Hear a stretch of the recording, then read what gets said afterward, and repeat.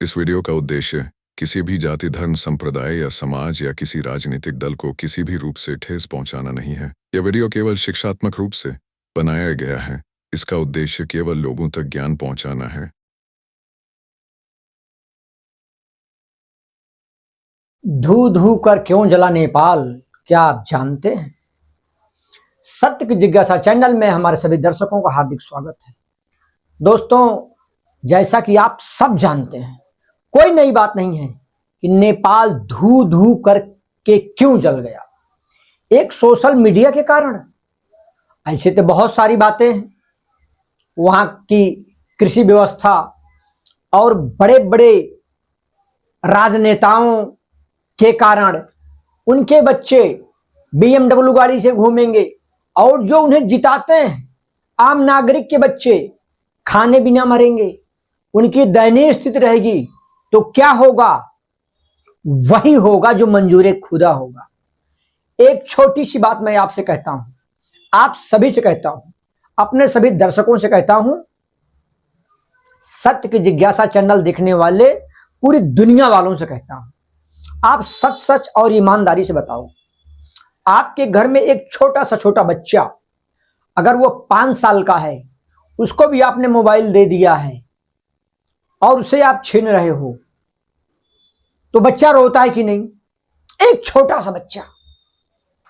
और आज समस्त दुनिया की सबसे ज्यादा उपयोग की जाने वाली चीज सोशल मीडिया, जहां का कि फेसबुक बंद कर दिया गया, व्हाट्सएप बंद कर दिया गया, यानी कि सोशल मीडिया पर बैन लगाना कितनी बड़ी हानि हो गई देश की।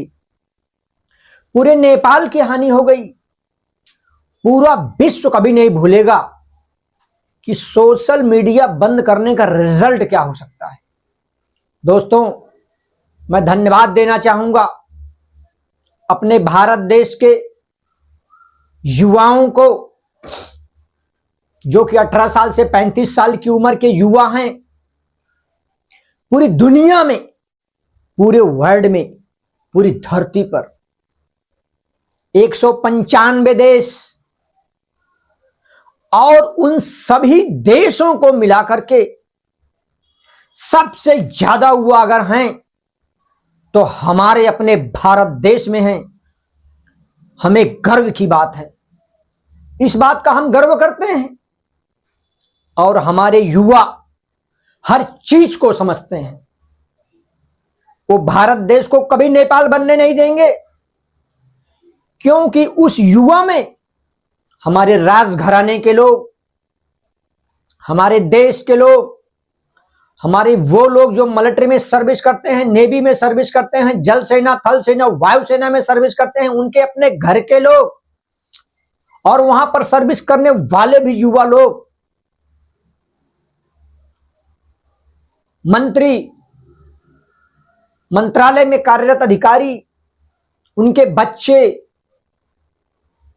प्रधानमंत्री कार्यालय में, दिल्ली केंद्र में, भारत देश के समस्त स्टेट में, पूरे राज्य में जितने भी शासन प्रशासन के लोग हैं, अपने अपने बच्चों को उन्होंने ऐसी तालीम दिया है कि मैं इनको सैल्यूट करता हूं।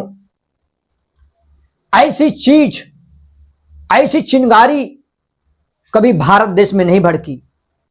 दोस्तों, भड़कनी भी नहीं चाहिए। हम भारत देश के वासी, हमारी प्राथमिकता है, हम कभी किसी को छेड़ते नहीं हैं। हां, अगर कोई छेड़ दिया तो हम उसको छोड़ते भी नहीं हैं, भले वो हरकत कोई भी होने दो।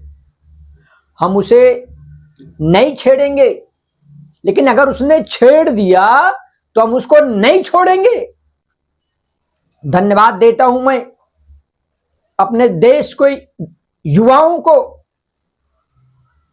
नव युवाओं को, युवतियों को, हमारे भाइयों और बहनों को। जिस तरह से भाईचारा बना करके भारत देश में सब्जी खा रहे हैं, सब कुछ अच्छे से चल रहा है, थोड़ी सी गंदी राजनीति नेपाल में हुई थी। अक्सर वर्ल्ड के सभी देशों में होता है। वो ऐसा होता है कि किसी का बिगाड़ना होता है तो उसकी इनकम टैक्स की फाइल खुल जाती है। मराठी भाषा में बोलते हैं यांची फाइल बघ। फाइल का मतलब इनकम टैक्स की फाइल। दोस्तों, जो गवर्नमेंट सर्वेंट हैं उनकी सैलरी में से इनकम टैक्स कट जाता है। कुछ लोग कटने देते हैं, कुछ लोग बेचारे रिफंड भी लेते हैं। कुछ किसान भाई हैं, वो इनकम टैक्स भरते हैं लेकिन उनको रिटर्न मिल जाता है, क्योंकि कृषक पर यानी कि किसान पर, खेती बाड़ी करने वालों पर टैक्स नहीं है, क्योंकि भारत एक कृषि प्रधान देश है। नेपाल भी एक कृषि प्रधान देश है, लेकिन वहां पर खेती करने वालों को बहुत सताया गया, यानी कि कोई भी सुविधा नहीं दी गई। और क्या उन्हें क्रूज पे टांग देंगे? सताने का मतलब लिमिट क्रॉस करके उनको खाद्य के लिए, पानी के लिए, इलेक्ट्रिक सुविधा के लिए तमाम सुविधाओं से वंचित किया गया। नदियों में, नहरों में पानी की व्यवस्था न होने के कारण, नेपाल के युवाओं को रोजगार न होने के कारण यह सब दिन इनको देखना पड़ा। ऊपर वाला न करे, खुदा न करे, गॉड न करे, भगवान न करे, प्रभु न करे, ऐसा दिन हमारे भारत देश को देखना पड़े। मेरी हार्दिक इच्छा है, सत्य की जिज्ञासा चैनल देखने वालों सभी से मैं अपील करता हूं, पक्ष विपक्ष सभी पार्टियों से भी अपील करता हूं, कभी भी लिमिट क्रॉस नहीं होना चाहिए। अति सर्वर्त वर्जते। काटी में आवाज नहीं है, लाठी में आवाज है। नेपाल में क्या हुआ? अति हो गई। नॉर्मल कहानी में भी लोग कहते हैं, जब बेटा हो आप बरोबर, उसको समझो बाप बरोबर। अगर आप बेटे को बाप नहीं समझ सकते, वही बेटा एक दिन आप बुजुर्ग हो जाते हैं तो आपको अनाथ आश्रम में क्यों छोड़ता है? क्योंकि आपने उसको शैली नहीं सिखाया, आपने उसको जीवन जीने की राह नहीं दिखाया। एक दूसरे का सम्मान करिए।